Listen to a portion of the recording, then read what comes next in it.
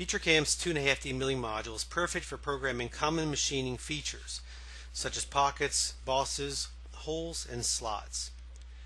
I'll get started on this part by going to my steps view over here in the toolbox, and this gives me a nice logical order for programming the part.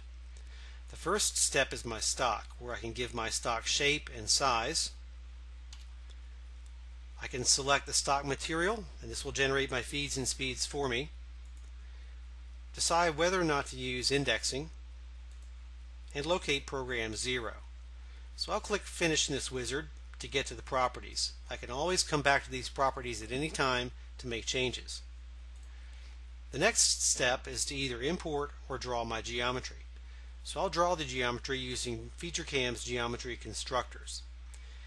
Now if you have a drawing, you can enter the numbers down in this area right here directly from the drawing, or as in this case, I'm snapping in the geometry to quickly and easily create parametric geometry. Once the geometry is defined, I'll go to my next step, which is creating curves. And these curves will put nice one-piece profiles around this geometry. Then I can use these profiles for creating features, which is the next step. And that's really what FeatureCam is all about. I simply define the feature, and FeatureCam does the rest. So there are a couple types in here. From dimensions are features that I can just describe, or I can use this curve I just created to create a variety of different features from curves.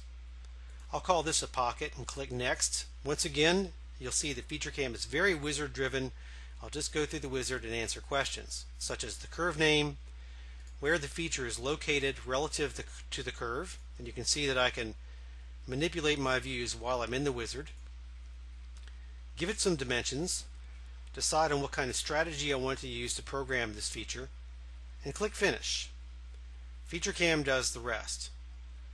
It creates for me my tool list, decides on my speeds and feeds, step overs, ramping style, everything I need to create this feature. And you can see the simulation right there. I can also run a 3D simulation to get a more realistic view of what the part will look like. Once I've run my simulation, I can open my results window to see my op list, a details list including a runtime, a tool list that I can output in a variety of formats, and most importantly my NC code. Now not every feature type has to be drawn. As I mentioned a minute ago, I can also create features from dimensions. So I can simply define other features by their description. I'll go in, I'll make a tapped hole, and from my standard threads I'll select a 1/2-13 tapped hole.